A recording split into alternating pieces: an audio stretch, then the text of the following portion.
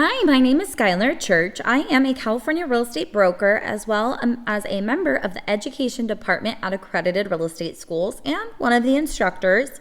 So today we're going to talk about practice questions. Us at Accredited, we offer the course requirements to be eligible to take the state exam in California, but we also want to make sure you're prepared for that state test. And so we have a bunch of different preparation tools.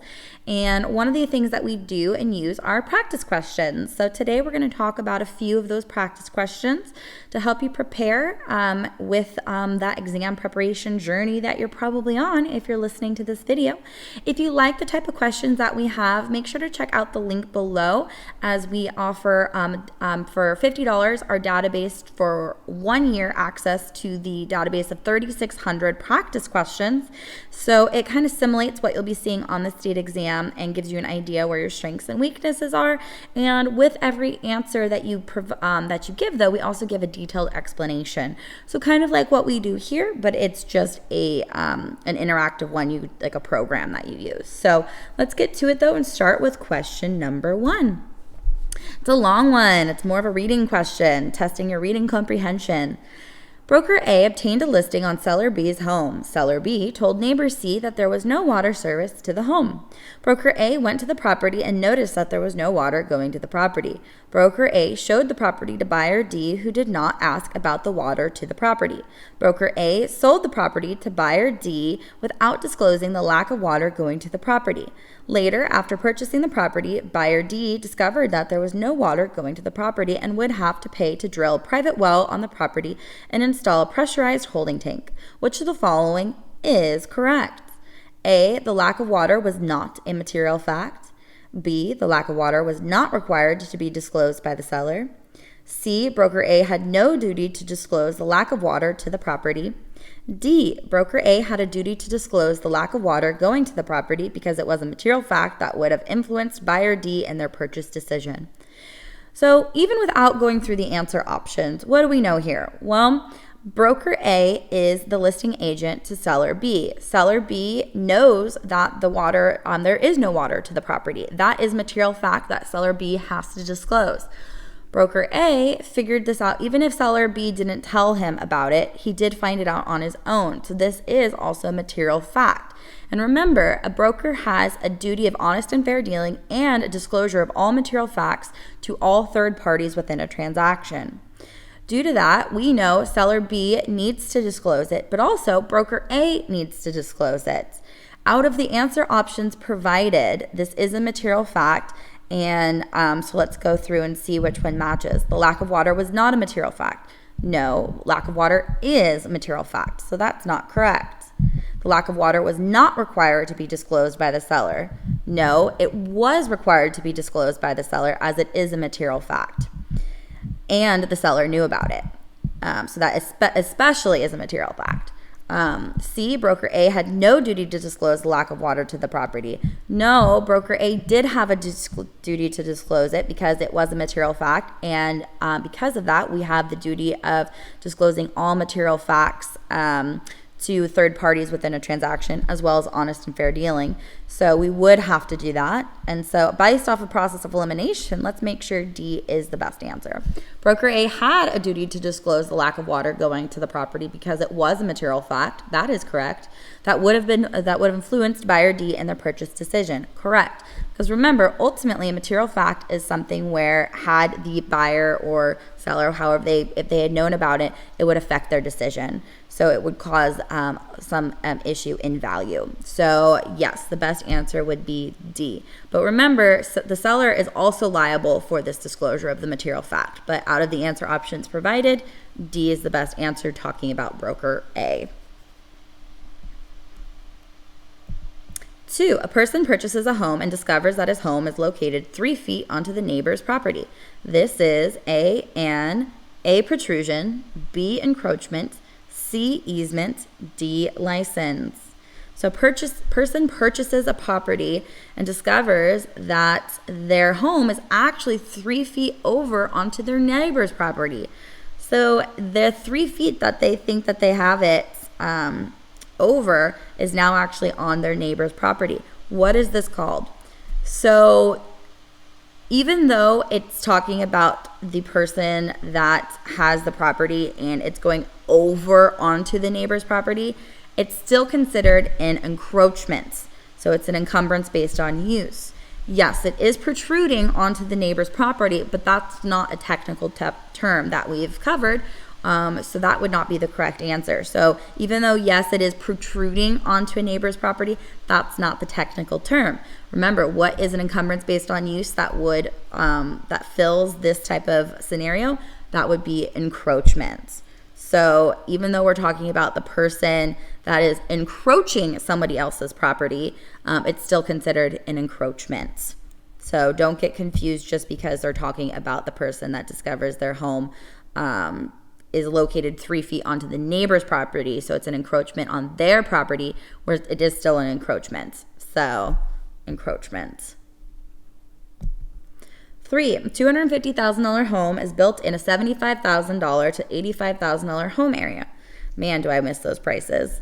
Later, the owner decides to sell it, but can only sell at a price below the $250,000. His loss may be caused by A, bad luck, B, economic obsolescence, C, functional obsolescence, D, physical depreciation. Well, without even looking at the answer options, let's really dissect this question. So they're saying a home that costs $250,000 to build is in an area of lesser homes. And when he goes to sell it, though, he can't get the full amount of money it costs him to build it because it's being affected by these other homes. Well, the best answer is because it's caused by principle of regression. It is being affected negatively by these other homes. Now, principle of regression is not an answer option, so let's then work it further. So it's caused by properties outside of the property line. So the loss in value that they're causing is because of regression, but it's because of the other properties. Now, what's another term for that? Well, that is something of external of the property line. So it's a type of depreciation, loss of value called economic obsolescence. It's not bad luck. Well, it is bad luck, but you should have known because of the principle of regression. And it's not functional obsolescence or physical depreciation. It is external to the property lines. It's caused a loss in value because of these other properties through economic obsolescence. Now let's break it down a little bit more so you can remember the terms of the depreciation, the types of depreciation we have. So depreciation is loss in value from any cause from an appraisal standpoint. We're not talking about depreciation from an IRS perspective. So because of this depreciation, loss of value, we have 3 different types: physical deterioration, functional obsolescence, and economic obsolescence. Physical deterioration is just when the building wears out. Functional obsolescence is stuff within the property line, so usually styling issues. So if you have, for instance, an outdated kitchen or maybe a 3-bedroom house with 1 bathroom and all the properties are 2-bathroom houses nearby, that would be a styling issue. And then economic obsolescence or external obsolescence, this is external issues outside of the property line. So something that is happening outside of the property line. So this is the hardest form to correct. So going back to this question, this home is being affected by the other properties through the principle of regression, but it's through properties outside of their property line. So it would be considered economic obsolescence. It's figuring out what is the best answer given, and also really understanding what they're asking from the question. Now, if principle of regression had been an option, that would be the best answer. 4, when comparing a straight note versus an amortized note, which one allows the payor to make minimum monthly payments? A, straight note, B, amortized note, C, partially amortized note, D, negative amortization note. Well, they're talking about a straight note versus amortized note. What do we know about it? Well, so a straight note is just another name for an interest-only note. So you're only paying interest throughout the life of the loan, and then at the end of the loan term, you pay your last interest-only payment as well as the lump sum of the loan balance due. So that is an interest-only, also known as straight note, versus an amortized note. So we have fully amortized, partially amortized, and we have a negative amortized loan notes that you need to know about. So which one allows for interest only and then all of the amortized allows the payer to make just the minimum monthly payments. Well, let's see here. So, and straight note, interest only, that one is just paying interest, so the minimum amount that's due. That looks to be the best answer so far, but let's make sure. Amortized notes. So when they have this, we're talking about just like a fully amortized, so where you're paying, where in an amortized note, remember you're paying principal and interest with each payment, and the amount of interest decreases with each payment and the amount of principal increases. So this is usually a larger amount being paid because you're also paying the loan balance down with a fully amortized loan. So you're not paying the minimum monthly payment. This is usually one that's a little bit better because you have the, you're paying down the debt on an installment basis. Now we have partially amortized note, which is comparable to a fully amortized, but it becomes due and payable before the loan ends, basically. So if it's a 30-year, it might be based on a 30-year amortization schedule, but they're going to ask for the remaining balance due and payable before that, usually maybe 5 to 7 years in. But it's going to be having the same amount of payments like you would be paying a 30-year a fully amortized loan, but it's just going to stop sooner. Then we have a neg am. Well, neg am is where you're paying, basically your payments is that you would have for a fully amortized loan. Well, you're not even paying that amount. You're paying way less, so you're not even covering the amount of interest due, nor are you covering the amount of principal. So at that point, you're not even paying the minimum amount of monthly payments. Due to that, the best answer is a straight note. You're paying the minimum monthly payment, just the interest that is due. You're not paying any principal down, and unlike a neg am, you're not even paying the minimum due. So you're paying even less than the minimum. So straight note would be the best answer. 5, a corporation owns a parcel of land that is located in the path of the city's projected airport extension. If the corporation refuses to sell the property, the city may A, have the owner arrested under criminal action, B, have no recourse, C, look to its police power to solve the dilemma, D, exercise its right of eminent domain. So we're talking about here, the government is wanting to take private property for public use, so for the good of the public. But to do so, they have to do just compensation.